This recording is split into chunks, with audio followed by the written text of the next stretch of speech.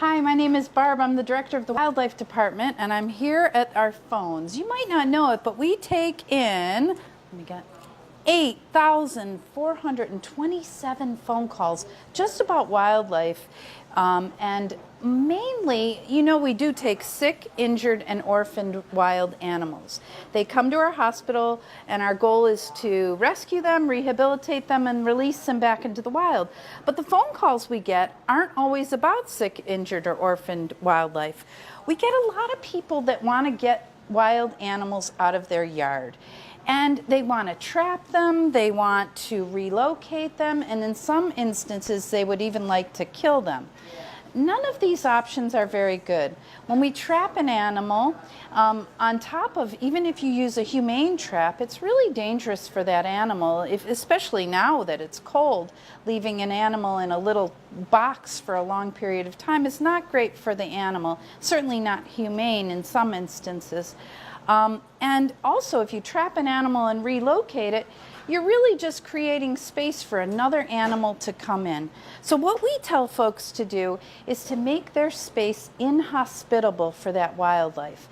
And so things you can do, say you have a groundhog under your shed, or say you have a possum that you don't want in your yard, or any wild animal that has decided to make your yard its home. What you need to do is get species smart. You want to think how that animal thinks. And so if they're going under your shed, what you want to do is get wire mesh and put it in an L-shaped next to your deck. So you want it so they can't go this way horizontal under their deck, but then about 8 to 12 inches under the ground, you want to pull it out horizontally so they can't dig under to get to under the deck. The other thing you can do is play some talk radio. The sound of human voices is going to keep those wild animals that you might not want under your deck from being under your deck.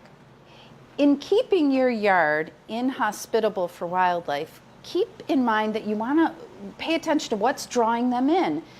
Don't leave food out for your pets, because that's going to draw in some of the wildlife. And also be really careful about bird feeders. It's nice to feed the wildlife only the birds, but be careful that you're not also drawing in other animals that you might not necessarily want in your yard. Keep in mind too that possums are great to have in your yard.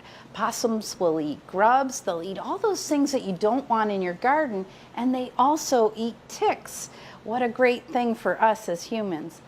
Another way to keep animals out of your yard is to take cider vinegar and dip rags in it and leave that around, and that smell's going to kind of keep the wildlife away from your area.